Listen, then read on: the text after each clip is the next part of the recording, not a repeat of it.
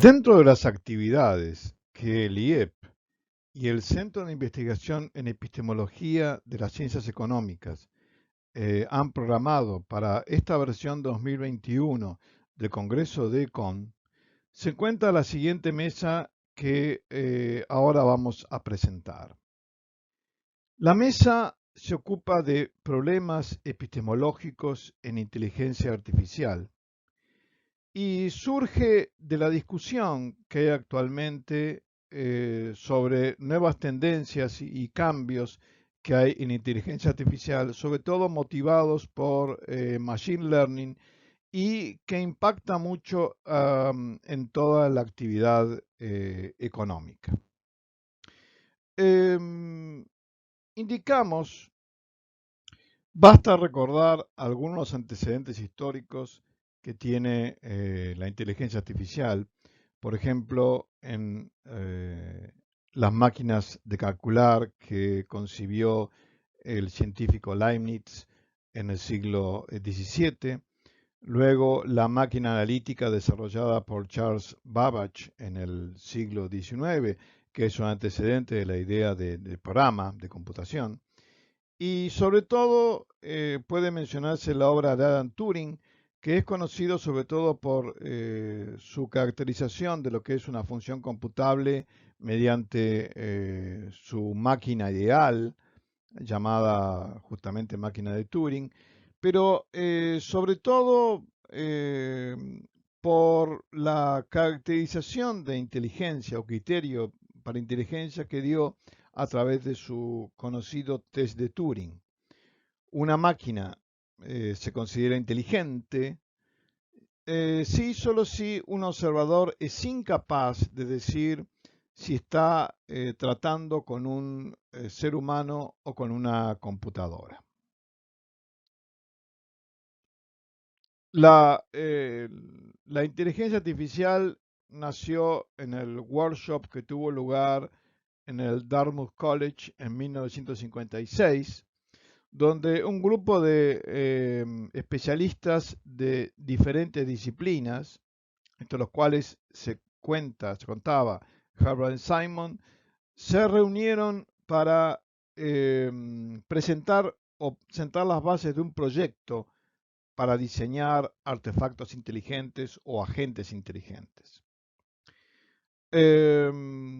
Actualmente muchos aspectos de nuestra vida están ya conducidos por tales artefactos inteligentes. Y también hay algo así como grados de inteligencia de acuerdo con la capacidad computacional del artefacto o el grado de dificultad del problema a resolver.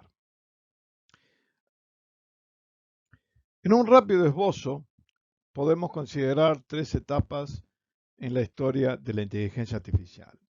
Una primera etapa que va más o menos entre 1956 y 1965.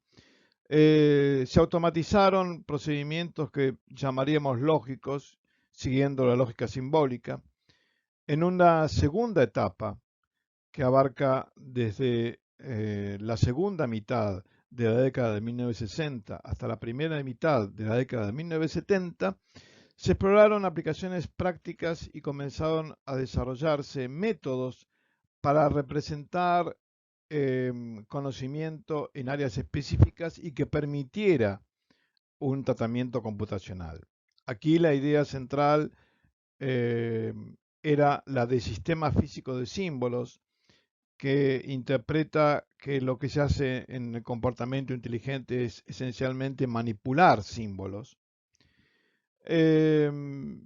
Y una tercera etapa que va de la segunda mitad de la década de 1970 a la primera mitad de la década de 1980, más o menos, es cuando se aparecen los primeros sistemas expertos, con la idea de que aquí se representa el conocimiento en un campo específico y se dan una serie de reglas, una heurística específica para resolver problemas en cada una de las áreas. En tiempos más recientes nos encontramos con nuevas perspectivas que implican un giro importante en la inteligencia artificial, y este es el caso de las llamadas redes neuronales, que tienen como base la idea de evolución biológica y que van más allá de la idea de proceder mediante reglas a una manera que uno puede llamar lógica. En relación con esto se encuentra el llamado machine learning, o sea, en castellano, aprendizaje automático, de que tanto se habla en los medios y que está provocando un gran número de discusiones. Los sistemas, en la medida en que aprenden, se basan en análisis de datos. Y aquí se adoptan ideas de la inferencia estadística. Esto es cierto, provoca un giro importante en la inteligencia artificial, pero también plantea dudas de que uno pueda caracterizar realmente como inteligente el comportamiento resultante de esta utilización de herramientas estadísticas. Pasando estrictamente a la mesa, comentamos un poco las presentaciones. Mariana Olezza va a hablar del problema de una semántica interna en agentes artificiales, con lo cual se acerca un poco a cuestiones ligadas a robótica. Pablo Mira va a hablar de inteligencia artificial y la epistemología de la economía, siguiendo una discusión que él ha tenido con Daniel Heyman. Y Agustín Martínez, ya en un tema más específico, va a hablar del lenguaje de programación y el futuro de las profesiones. Esperamos que estas presentaciones o exposiciones despierten un auténtico interés y que podamos luego continuar en otras instancias dentro del CIES o del IEP, podamos continuar con la discusión sobre el tema. Bueno, bienvenidos. Esta charla va a ser acerca del problema de una semántica en agentes artificiales. Yo soy Mariana Reza. Bueno, para comenzar podemos pensar en la propuesta de la inteligencia artificial fuerte con su visión de lograr en un futuro máquinas con mentes con las mismas capacidades que los seres humanos, ¿no? Y bueno, acá tenemos, por ejemplo, 3 ejemplos de humanoides. A la derecha tenemos a Sofía, que es una humanoide muy conocida. Tenemos en el medio a 2 humanoides o robots que pareciera que se están comunicando entre sí. Y a la izquierda tenemos una humanoide que es muy realista, que es China, ¿no? Ahora, si esto fuera así, si ellos fueran a ser capaces de comunicarse entre sí y tener las mismas capacidades de los seres humanos, mentales, o sea, si llegaran a evolucionar hasta cierto punto muy avanzado, la pregunta es, o sea, ¿cómo podríamos nosotros saberlo? O sea, ¿cómo podríamos detectarlo, no? O sea, ¿cuál es la medida de eso? Entonces, tiene que haber una forma de medirlo, ¿no? Para saber, o sea, porque uno puede ver un robot y el robot puede comportarse de forma muy inteligente, pero uno puede siempre estar en la duda de si realmente el robot es consciente o no es consciente, por ejemplo, ¿no? Entonces, para contestar esto, la propuesta de la inteligencia artificial fuerte es utilizar lo que se llama el test de Turing, ¿no? Que fue elaborado por Alan Turing en 1950, y eso es lo que vamos a ver a continuación. Y bueno, este es Alan Turing, propuso el test de Turing en 1950. En su comienzo se llamaba el juego de la imitación. Se consta de una persona en un costado y de otro costado hay otra persona y un ordenador. Se supone que la persona que está de un costado es el juez o jueza y las otras personas y el ordenador tienen que ir contestándole preguntas. Digamos, la persona que está de este lado tiene que hacerle ver que es una persona tal cual es, digamos, o sea, la verdad de la situación, y el ordenador le tiene que engañar y hacerle creer que es que es una persona, ¿no? O sea, tiene que engañarlo, ¿no? Si logra engañarlo durante el 70% de las veces, durante el lapso de 5 minutos, se supone que ha pasado el test de Turing y gana el juego de la imitación. Este juego es muy difícil que las computadoras lo ganen, de hecho nunca han podido ganarlo, o sea, siempre fallan el test de Turing porque se le pueden hacer preguntas tramposas, o sea, se le puede hacer todo tipo de preguntas, imagínense la cantidad de preguntas que se te puede hacer una computadora y con el contexto, ¿no? Que se le puede hacer a una máquina y preguntas de contexto que es muy difícil que puedan contestar de forma correcta. Y, y bueno, entonces este es básicamente el test de Turing, ¿no? Es un test conductista, tiene sus problemas. Nada, la pauta, dicen algunos, que o sea que por más que algo esté contestando correctamente las preguntas, digamos, o sea, en realidad lo que vamos a ver a continuación es las críticas que le hace el filósofo John Searle. John Searle lo que critica es que una máquina, por ejemplo, una computadora o una entidad X, podría pasar el test de Turing, así pasarlo acá correctamente, y sin embargo no tener conciencia, ¿no? No tener conciencia, digamos. O sea, simplemente tener la conducta, ¿no? Tener la conducta, pero no tener la conciencia. Eso es lo que vamos a ver a continuación. Entonces, Searle en 1980 propone lo que se llama el experimento mental de la habitación china. En el experimento mental de la habitación china, él propone imaginarnos a una persona encerrada en una habitación que no sabe nada de chino la persona, y la habitación tiene dos entradas, una que puede ser este televisor y otra que es la salida que puede ser este buzón, y en la entrada le hacen preguntas en chino y él tiene un libro de reglas en su idioma, por ejemplo inglés o español o el idioma que hable, y con ese libro de reglas se las va ingeniando para armar la salida en chino, pero operando sintácticamente sin tener acceso al contenido de los datos. Y luego manda la salida de chino por el buzón. Ahora, la gente que está fuera de la habitación china, lo que va a ver es que la persona contesta las preguntas en chino. ¿Y qué va a pensar? Que la persona entiende el idioma, ¿no? Entiende chino. Entonces, pero la persona esta no entiende la palabra del idioma, no entiende chino. Entonces, ¿qué significa esto? Que son meras manipulaciones sintácticas sin acceso al contenido de los datos. Y dice que esto es lo que pasa con las computadoras, ¿no? Y acá creo que está pasando. En este caso particular, se está pasando el test de Turing de chino, digamos, porque son las preguntas de chino, sin tener acceso al conocimiento, al contenido de los datos realmente de chino, digamos. Entonces, esto es como la prueba, la contracara que muestra Searle de esta situación del test de Turing, ¿no? Y de la inteligencia artificial fuerte, porque él es un crítico de la inteligencia artificial fuerte en general, ¿no?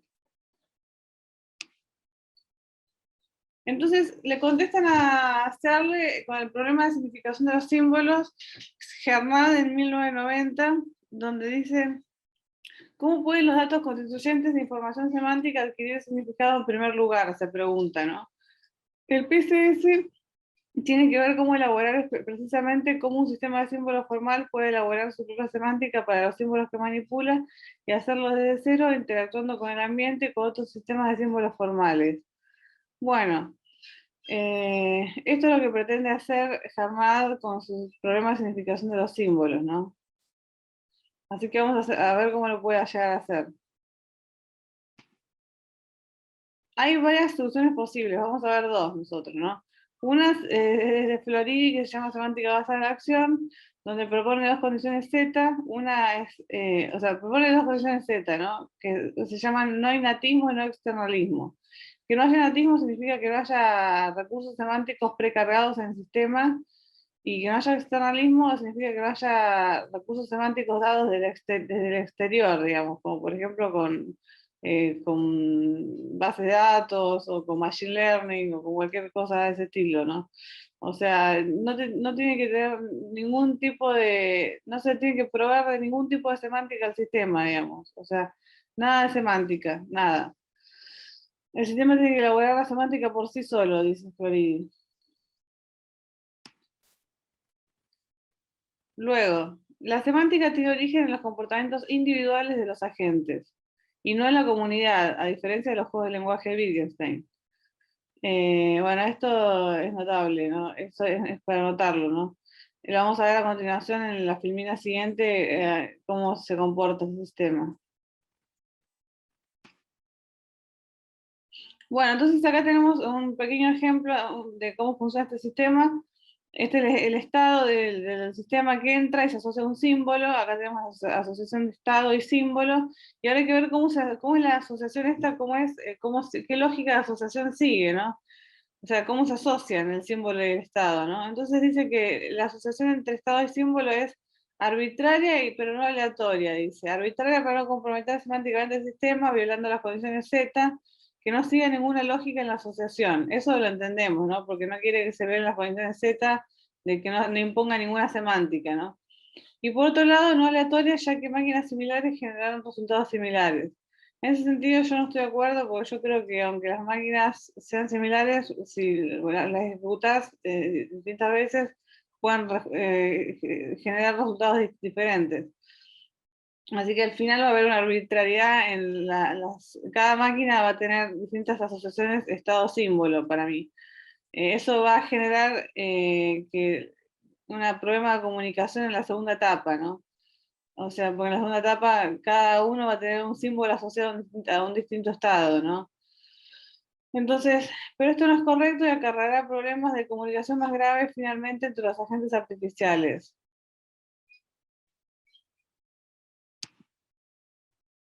Ahora vamos a ver la versión de Chalmers, de 1992. De acuerdo a Chalmers, sería más claro hablar del problema de significación de representaciones en lugar de PCS. ¿Cómo puede una representación en un sistema computacional poseer verdadero significado? Divide el problema en dos. La noción externalista causal, que es la que veníamos viendo hasta acá, incluso con el ejemplo de Floridi, y la noción internalista. ¿Cómo pueden las representaciones ser significadas? El proyecto de significación internalista asegura que nuestras representaciones tienen suficiente estructura interna para que puedan llevar contenido intrínseco. Bueno, esto tiene que ver con también los tokens, que son atómicos, y él no quiere pensarlo en términos de tokens, sino en términos de ramas de una red neuronal, ¿no? Está apostando las redes neuronales con esto, ¿no? Va a pensar en redes neuronales. Esto lo vamos a ver a continuación. Una red neuronal como esta, ¿no? Entonces un nodo va a tener la representación de un dato, ¿no? Por ejemplo, este nodo acá, o este nodo, qué sé yo, este nodo acá. Va a tener la representación de un dato, ¿no? Y no va a ser atómico, no va a ser un átomo. Ahora vamos a ver. Ahora vamos a empezar a ver una parte que tiene que ver con los datos icónicos del problema de una semántica interna de agentes artificiales, que es un artículo que estoy escribiendo, y el tema del entendimiento, que es un tema que me interesa. Entonces, voy a hacer dos citas y después vamos a hablar un poco de esto. El problema de significación de los símbolos puede verse como el problema de dotar a los agentes artificiales de los medios más necesarios para manipular autónomamente representaciones que enlacen sus símbolos manipulados con los correspondientes referentes del mundo externo. Estas representaciones deberían surgir a través de las propias capacidades motoras del agente por medio del agrupamiento en categorías, las características invariantes de los datos percibidos. Estas representaciones categoriales tienen como función principal el actuar como conceptos, permitiendo al agente artificial elegir los referentes para los símbolos manipulados. Bueno, acá ya está hablando de representaciones categoriales, las características invariantes, el agrupamiento en categorías, o sea, todo esto del problema de significación de los símbolos está ya acercándose a un problema técnico que tiene que ver con agrupamiento en categorías, ¿no? Como lo dicen acá. Así que esto para tener en cuenta, ¿no? Y acá tenemos un ejemplo más práctico que da un ejemplo, en realidad con el ejemplo de pizza, que dice, la significación de los símbolos, para decirlo simplemente, es un intento de mostrar que los programas computacionales pueden tener una semántica. Bueno, esto ya está muy en contra de la habitación china, ¿no? Significación del símbolo quiere decir tomar el símbolo y asociarlo a un patrón de datos sensoriales que son percibidos cuando la entidad que el símbolo denota es vista o escuchada o probada, etc. Por ejemplo, entiendo que lo que el símbolo pizza significa porque sé cómo luce una pizza, cómo huele, cómo sabe y así. Esta información sensorial es llamada la representación icónica. Los iconos son analógicos más que digitales porque su forma refleja su contenido. Si una computadora adquiere el icono para una pizza, entonces, de acuerdo a Harnad, también podría entender el concepto de pizza. De esa manera, el símbolo pizza sería significado en el mundo real y el robot entendería, dice Mayo. Bueno, Mayo y Harnad lo que están diciendo es que con respecto a pizza, por ejemplo, si la computadora adquiere el dato de cómo huele la pizza, cómo luce la pizza y etcétera, entonces la computadora va a entender lo que es la pizza, ¿no? Lo que es el entendimiento de la pizza. Esto dicen tanto Mayo como Harnad, ¿no? Ahora, yo creo que acá hay una división entre dos tipos de interpretaciones, ¿no? Con respecto a lo que es el entendimiento. El entendimiento del que trabajan ellos, es un entendimiento como más técnico, que es dividir en categorías correctas y, o sea, a partir de ahí, bueno, operar. Y bueno, si entran de las categorías, bueno, es una pizza, por ejemplo, y es eso, digamos, un trabajo técnico. Y después está el otro trabajo que es, o sea, el entendimiento como algo más profundo, o sea, como que saber cómo luce una pizza, cómo huele una pizza y cómo sabe, como dentro de categorías, es una cosa, pero es una condición necesaria, pero no suficiente, porque hay un entendimiento más profundo de lo que es una pizza, que está relacionado con la mentalidad, que es lo que lo que tenemos las personas, ¿no? Y no sé si hasta cierto punto los animales, no estoy segura, algunos animales tal vez, pero en principio las personas. Y bueno, entonces creo que acá hay como una división en dos y yo creo que se le da más pie al primero, al primer entendimiento, o sea, a la primera interpretación del entendimiento. Y bueno, entonces acá tenemos un gráfico acerca de este problema y entonces tenemos que partir de los datos icónicos que habíamos mencionado recién, con cómo luce una pizza, cómo huele una pizza, tenemos que si son suficientes para el entendimiento, como ellos dicen que son suficientes y que no hace falta nada más, entonces el PCS se convierte en un problema de ingeniería, porque simplemente tiene que ver, es un problema técnico, tiene que ver con agrupar en las categorías correctas los datos, ¿no? O sea, y es eso, ¿no? O sea, que caiga dentro de las categorías correctas y ya está. Entonces se rebaja un problema filosófico a un problema técnico para manejarlo de forma más efectiva, ¿no? Y si es eso posible. Y después, si tenemos que los datos icónicos son insuficientes para el entendimiento, entonces es necesario que la agente artificial desarrolle algún tipo de mentalidad de por sí mismo, ¿no? Y esto, bueno, es más difícil, ¿no? O sea, eso sería muy difícil.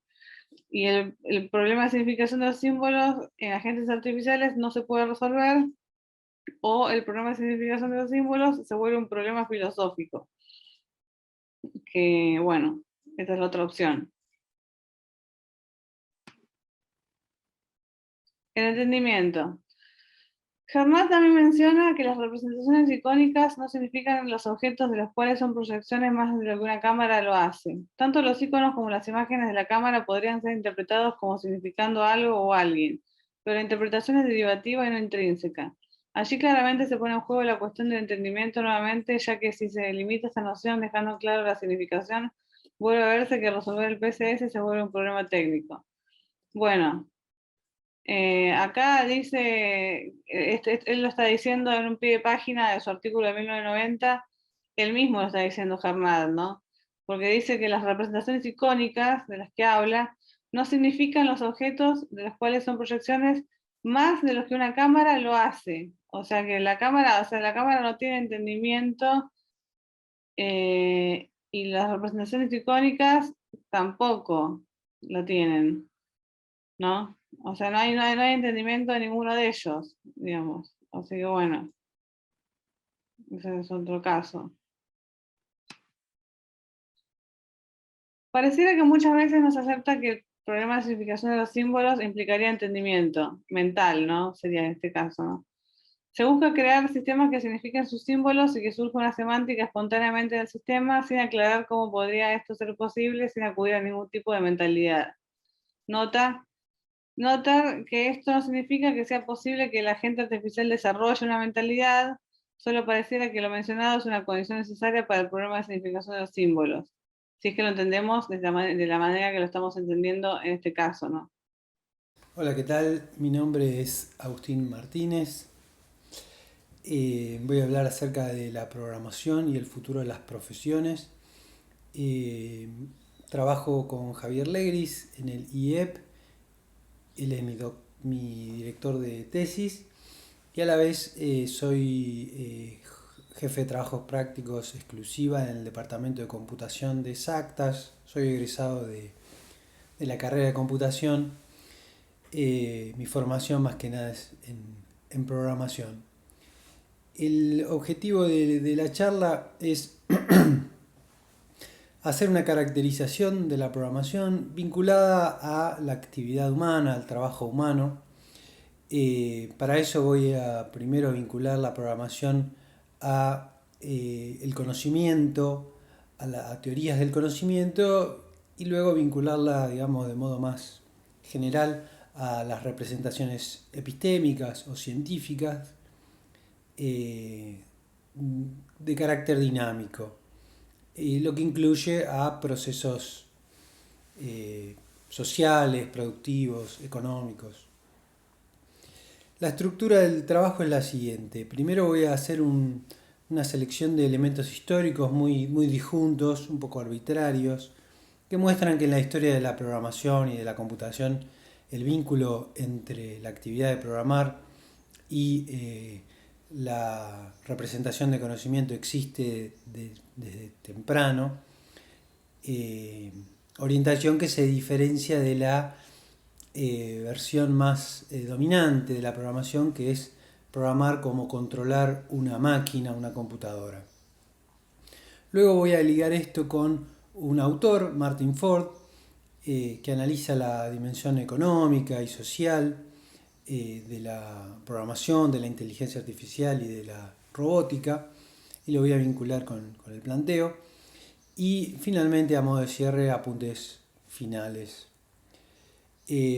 Bueno, comienzo con la primera parte, los elementos históricos. Voy a comenzar con un caso muy remoto del siglo XIX, en lo que se considera el primer diseño de una computadora, el motor analítico de Charles Babbage. Charles Babbage realizó diferentes máquinas, el motor diferencial, que era una máquina de calcular, y diseñó el motor analítico que no llegó a construir. Sobre ese motor analítico, Ada Lovelace escribe unas notas y un italiano, Luigi Menambrea, escribe un artículo sobre el motor analítico de Babbage. Ada Lovelace realiza la traducción de ese artículo escrito en francés, lo traduce al inglés y agrega notas. Entre ellas notas figura cómo configurar el motor analítico para realizar algunos cálculos de números de Bernoulli. Ese es considerado el primer programa, por ello se la considera la primer programadora de la humanidad, pero además tiene otras notas en esa traducción, y una de ellas, acá tomo una cita, plantea que el motor analítico que no origina cosas nuevas,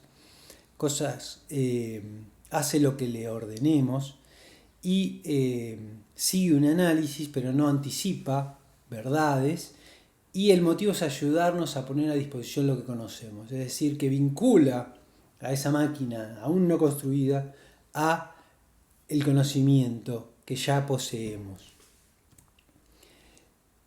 En un salto en el tiempo, ya en el siglo XX, Johan Dahl y Kristen Nigger son los creadores de toda una rama de la programación que se denomina programación orientada a objetos. Es una de las dos grandes ramas de la programación, la otra es la programación funcional. También está la programación estructurada y demás, pero estas son las dos ramas más fuertes en la industria. Ellos son los creadores, iniciadores de una de ellas. En el lenguaje Simula, que posteriormente en su segunda versión se llamó Simula 67, es un lenguaje de descripción de sistemas, según ellos, y según ellos una descripción de sistemas debería ser fácil de leer, de imprimir y de comunicar. Debía estar orientada a problemas, no a la computadora. E incorporan, en el año 67, en la última versión, la noción de objeto y de clase. Se inspiran para ello en Tony Hoare, otro Turing Award. Turing Award es el principal premio en la ciencia de la computación, el equivalente al Nobel.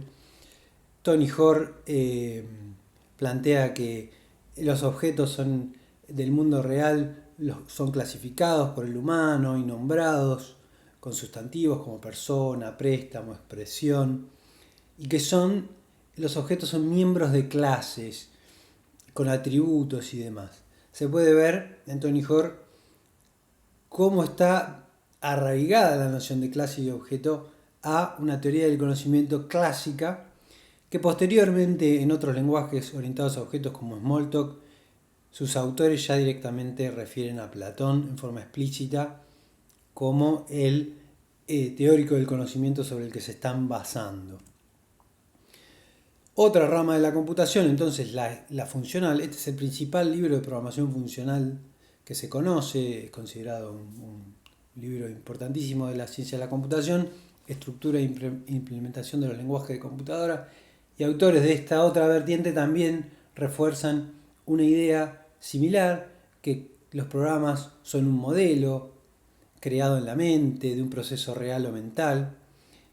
Y Abelson, uno de los dos autores del libro, en un curso del MIT, disponible online, dice que los programas deben ser escritos para que la gente pueda leerlos e incidentalmente para que las máquinas lo ejecuten. Lo que quiero mostrar aquí es que en la creación de los lenguajes, los ideólogos de estos lenguajes tenían mucho más en mente la idea de expresar conocimiento que la idea de controlar una computadora. Otros enfoques de la programación como el de Dijkstra, que lo liga a la noción de diseño, Peter Naur, que lo liga a la construcción de teorías, y otros autores que también lo ligan a la noción de diseño. En la filosofía de la ciencia, la noción de representación científica es para muchos autores abarcativa de la noción de modelo, de la noción de teoría. Algunos autores como Contessa hablan de representaciones epistémicas, directamente lo ligan al conocimiento, con lo cual la idea de que programa puede ser visto como representación no es una idea nueva o que puede surgir de la filosofía de la ciencia. Mi trabajo es un trabajo de tesis en filosofía de la ciencia, actualmente hago mi doctorado dirigido por Javier Legris y trabajo estos temas que no voy a ahondar ahora, pero lo que quería mostrar es que en la historia de la programación y de la computación ya existe y ya está esta idea planteada de programa como representación de conocimiento. Algo histórico ya se liga con lo de Martin Ford. En el año 2013, la editorial de la principal revista académica y de computación, que es la revista Communication de la Association of Computer Machinery, su editor plantea en una de las ediciones el gran debate robótico. Dice que este debate recién ha pasado de los economistas a los científicos de la computación. Él considera que para el 2045 la mayor parte o una parte significativa de los trabajos humanos puede ser reemplazada. Señala que no es el único, que hay otros que argumentan lo contrario y que lanzan este debate al seno de la computación de esta revista y que invitan a Martin Ford, que es una persona, un economista y demás, que ya venía publicando al respecto. Martin Ford plantea un artículo ¿Puede la inteligencia artificial crear desempleo y una crisis de desempleo? Plantea que los trabajos en Estados Unidos se han venido polarizando, que cada vez se reducen más los trabajos de alto rango y que quienes quedan sin trabajos intermedios van pasando cada vez más y más a trabajos de bajo rango, y se plantea que esos trabajos de bajo rango puedan ser prontamente reemplazados por maquinaria computarizada. Un ejemplo de ello es un trabajo de bajo rango que ocupa una masa muy grande de trabajadores, es el de la conducción de vehículos, autos, camiones, aviones, barcos, etcétera, que la tecnología ya está para pilotear aviones, para manejar autos y demás. Hay drones que vuelan por todo el planeta, hay autos autónomos que circulan, sobre todo en Estados Unidos, desde hace mucho, en la vía pública y demás. Y él le pone la carga al trabajador, dice que deben hacer una transición hasta ahora sin precedente, que no alcanza con que adquieran nuevas habilidades y se muevan a trabajos rutinarios, que deben migrar a ocupaciones genuinamente no rutinarias y protegidas de la automatización, y que su análisis es en el caso débil, que no incluye la inteligencia artificial fuerte, etc., sino meramente la programación o la inteligencia artificial sobre tareas rutinarias y predecibles plantean este problema. Posteriormente, en el año 2015, Martin Ford publica el libro The Rise of the Robots, Tecnología y la amenaza de desempleo masivo. Es premiado por el Financial Times como mejor libro de negocios. Una cita es que no simplemente los trabajos rutinarios están amenazados por la tecnología, más precisamente los trabajos predecibles. En el libro él muestra que esta idea del reemplazo masivo viene de hace tiempo.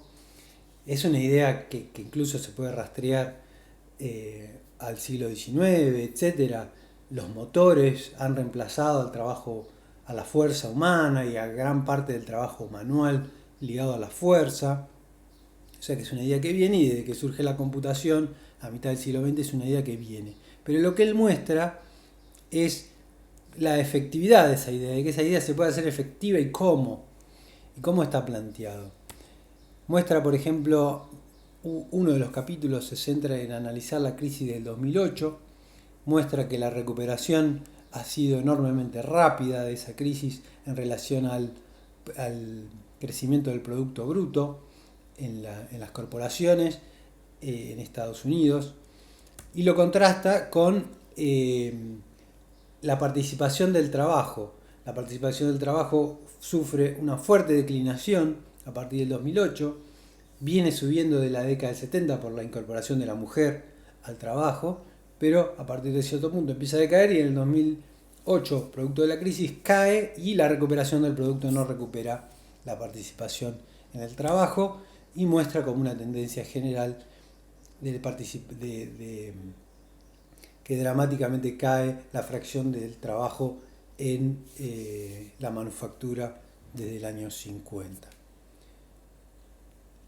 Tomo esto de Martin Ford, es un aspecto de todo su análisis en ese libro, y lo que más me interesa mostrar en este trabajo es que lo liga a las crisis. Las crisis son el catalizador que hace que la automatización de saltos, que por lo tanto está completamente planteado el reemplazo y está ligado a la crisis, y por lo tanto es algo convulsivo.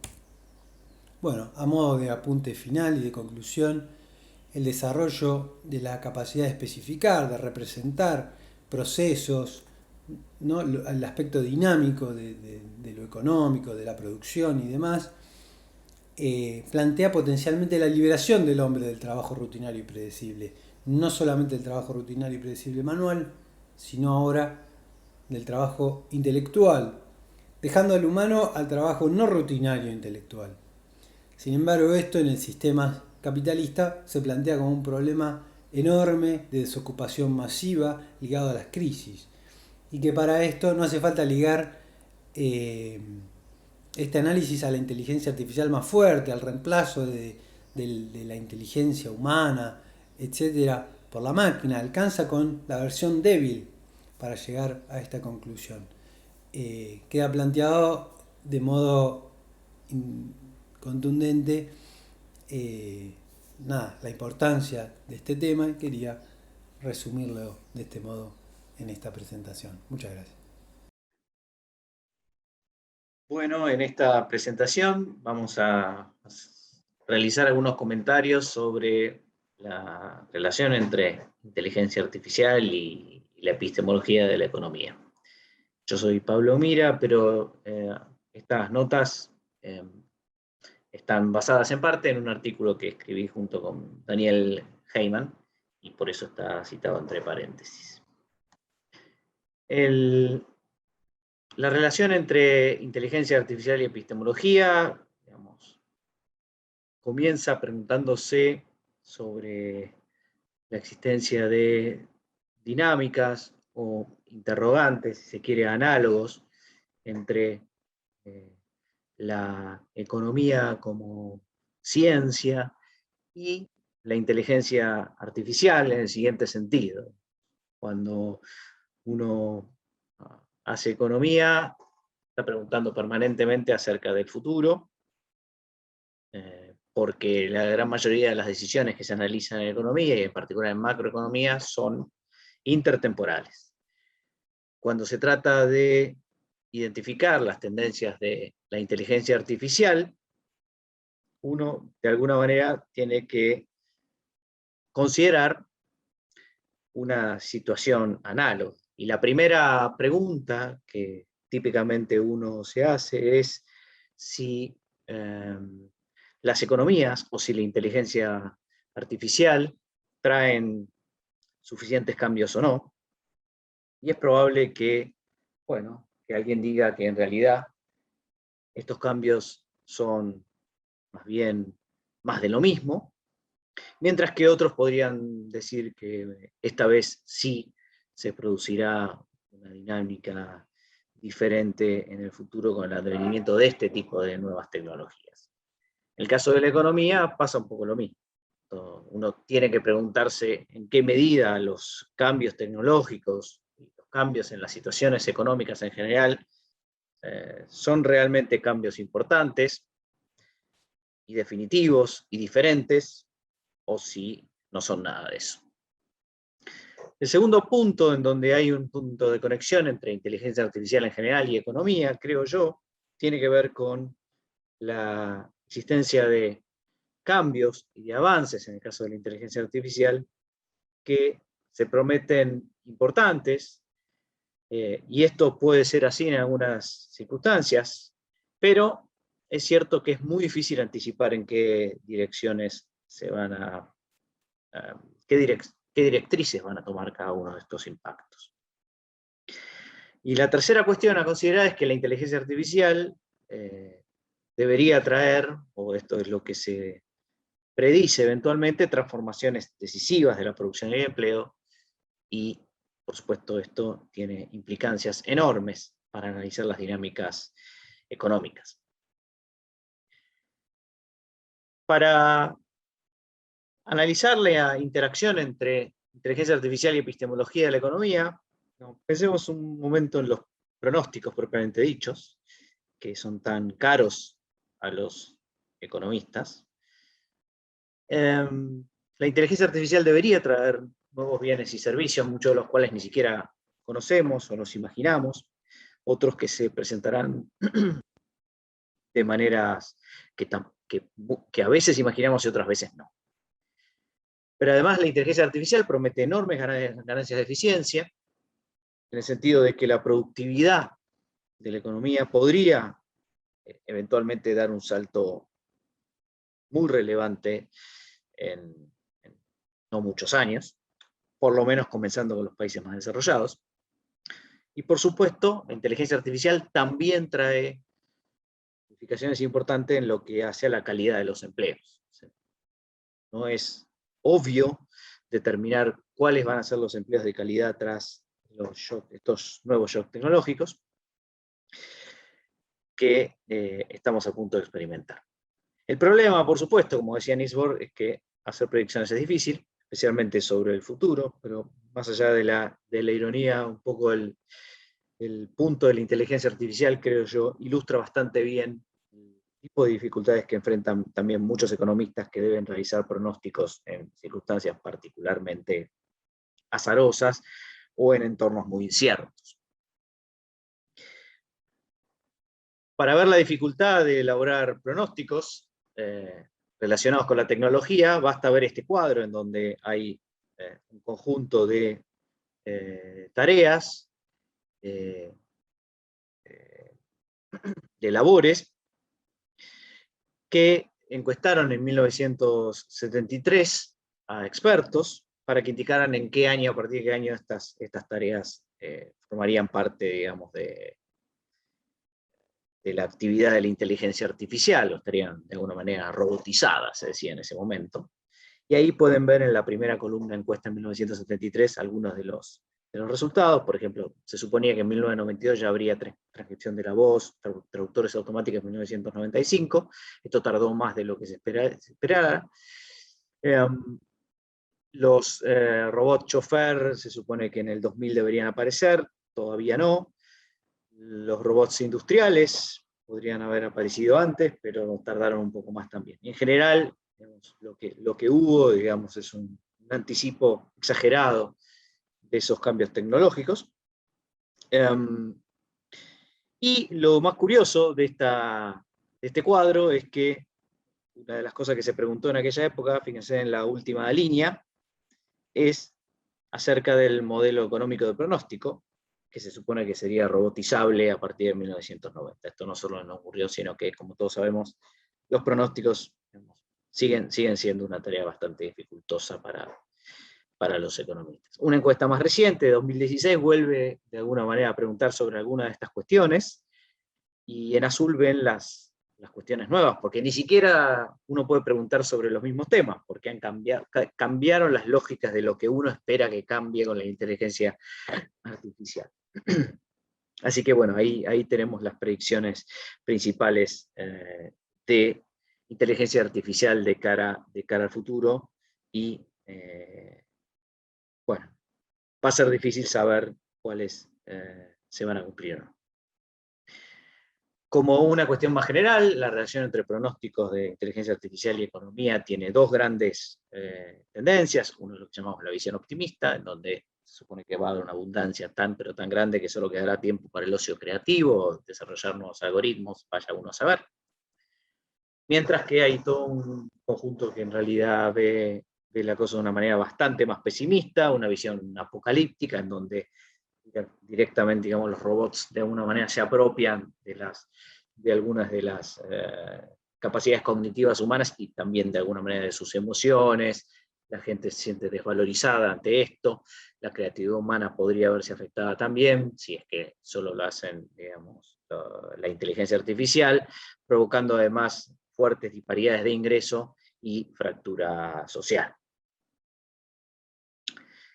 Pasando ahora a cómo uno tiene que repensar las políticas, cómo reflexionar sobre las políticas económicas relacionadas con la inteligencia artificial, la economía va a tener que considerar un aspecto muy importante, y es que, digamos, la desigualdad no solo viene creciendo con el tiempo, sino que muy probablemente con la incorporación de las nuevas tecnologías, los ganadores sean más claros que nunca, como ya estamos viendo en algunos rubros. Básicamente se supone que productores, asistentes y usuarios de inteligencia artificial estarán, digamos, en la cúspide de la concentración del ingreso, y esto pone de manifiesto la importancia de la respuesta de la política pública. Una de las cuestiones que se ha discutido acerca de, bueno, si es que el mundo tiene tamañas ventajas de productividad gracias a la inteligencia artificial, si habrá algún tipo de ingreso universal para todos. Hay que considerar que, además, de alguna manera, no solo que la gente dependería de una asistencia, lo cual puede generar algún tipo de incomodidad psicológica en mucha gente, sino que además, bueno, el tipo de empleo que puede tener una persona o el no empleo que pueda tener una persona, aún ganando un mínimo para vivir, puede generar un tipo de situación no deseada, en el sentido de que no vería cubrir aspectos que tienen que ver con el empleo y que no tienen que ver solamente con el salario, sino con el desarrollo personal, etc. Un problema adicional que va a haber que tratar es el problema de la propagación intergeneracional de estos problemas, porque, digamos, si hay un conjunto de gente que termina concentrando el poder y los ingresos, la pregunta es, digamos, ¿qué pasará con la movilidad social, la movilidad intergeneracional en el futuro?